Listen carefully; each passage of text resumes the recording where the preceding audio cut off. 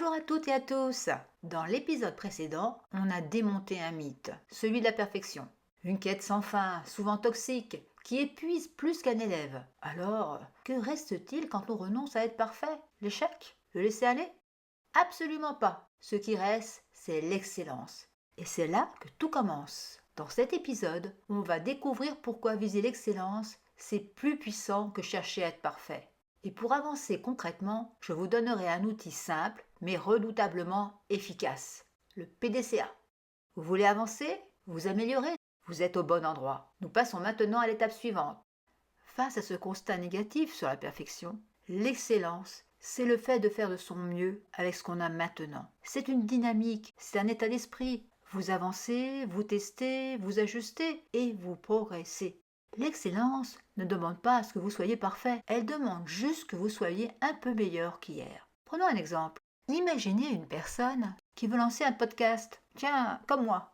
Aujourd'hui, si elle attend d'avoir le meilleur micro, le meilleur jingle, une voix de radio, elle ne commence jamais. Mais si elle se dit « je fais au mieux avec ce que j'ai et je m'améliore à chaque épisode », là, elle entre dans une logique d'excellence et elle progresse. Viser l'excellence, c'est cultiver la rigueur, mais avec souplesse. Ça veut dire aussi avoir de l'ambition, mais rester ancré dans le réel. Accueillir les retours, les critiques, construire une exigence qui élève. C'est ce que font les artistes, les athlètes, les champions, les entrepreneurs, ceux qui savent que pour être bon, il faut faire, essayer, tomber, recommencer. En visant l'excellence, on se connecte à la joie de progresser. Et c'est ça qui donne de l'élan. Alors concrètement, comment on peut cultiver cette excellence dans notre vie perso, professionnelle, créative? Voici quelques idées simples que vous pouvez tester dès aujourd'hui. Posez-vous cette question. Est-ce que je fais de mon mieux ou est-ce que j'essaie d'être parfait? C'est un bon indicateur pour savoir si vous êtes dans la justesse ou dans la pression. C'est aussi se dire « je ne sais pas encore faire, mais je vais apprendre ». L'humilité fait partie du chemin. Il faut aussi célébrer les progrès, pas seulement les résultats. Vous avez progressé, vous avez avancé de 20%, bravo! L'excellence se construit sur la durée, pas en un jour. Pour résumer que viser l'excellence, ce n'est pas baisser ses standards, c'est les rendre vivants, réalistes, parce qu'on n'a pas besoin d'être parfait pour avoir de la valeur. On a juste besoin de progresser avec cœur.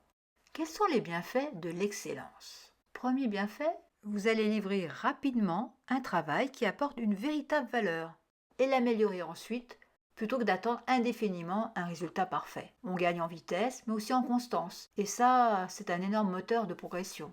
Et cela construit une vraie confiance, celle qui repose sur l'action, pas sur l'image. L'excellence va vous connecter à la joie de faire, la joie d'apprendre, d'essayer, de créer sans que tout soit parfait. Vous redevenez curieux, joueur, investi, et honnêtement, ça change tout. Et vous savez que chaque tentative apporte un enseignement. Et cela stimule votre créativité et vous permet d'adapter rapidement des solutions aux réalités du terrain. Enfin, l'excellence protège la santé mentale. S'efforcer d'être excellent plutôt que parfait réduit le stress et évite le burn-out. Vous donnez le droit à l'erreur, ce qui diminue l'anxiété liée à la peur de ne pas être à la hauteur. Quand vous passez à une logique d'excellence, ce dialogue devient plus sain. Je fais de mon mieux aujourd'hui, demain je ferai encore un pas. Résultat, vous dormez mieux et vous vous sentez beaucoup plus léger et plus ancré. Vous nourrissez des relations plus authentiques. Vous devenez plus tolérant, plus ouvert, plus humble. Vous osez dire je ne sais pas, j'ai besoin d'aide, je me suis trompé. Et cela crée des liens vrais, solides, parce qu'on se connecte beaucoup plus quand on est humain que quand on joue à être parfait. L'excellence mise sur le chemin. Elle vous rend plus résilient, plus discipliné, plus endurant. Donc choisir l'excellence, c'est pas choisir la facilité, c'est choisir une voie plus alignée, plus humaine et plus fertile. C'est une façon d'avancer avec rigueur, mais aussi avec bienveillance. Alors dès aujourd'hui, remplacez je veux être parfait par je veux donner le meilleur de moi-même. Pour viser l'excellence, il existe plusieurs méthodes d'amélioration continue. Nous allons voir en détail le PDCA. Le PDCA ou roue de Deming est souvent considéré comme la méthode la plus simple, universelle et adaptable. La structure est en 4 étapes qui sont logiques et claires. Première étape, c'est plane, c'est planifier, c'est le P de PDCA. En effet, on va commencer à décrire clairement le problème ou l'objectif à améliorer. Ensuite, on va analyser la situation, les causes possibles. et on va établir un plan d'action. Deuxième étape, c'est le do, c'est le D de PDCA, c'est-à-dire faire. C'est là qu'on va indiquer les actions mises en œuvre. Troisième étape, c'est le check, c'est le C de PDCA, on va vérifier les résultats obtenus. Quatrième étape, c'est le A, act, A de PDCA, ça veut dire agir, ajuster. On standardise les actions qui sont efficaces, on corrige éventuellement les points faibles et on relance un cycle PDCA. Et on indique les prochaines étapes, c'est-à-dire les actions d'amélioration continue. Prenons un exemple. Imaginons que vous voulez améliorer votre gestion de temps. Vous planifiez un nouveau système, c'est le plan.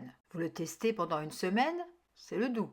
Vous observez les résultats, c'est le check. Et vous décidez de le garder ou de le modifier, c'est le act. Voilà ce que vous devez retenir. Vous n'avez pas besoin d'être parfait pour faire de grandes choses. Vous avez juste besoin de faire le pas suivant, avec courage, avec intention et avec cette envie de toujours apprendre. L'excellence commence là, maintenant. Alors, qu'allez-vous faire aujourd'hui pour avancer? Et à bientôt pour un prochain tutoriel.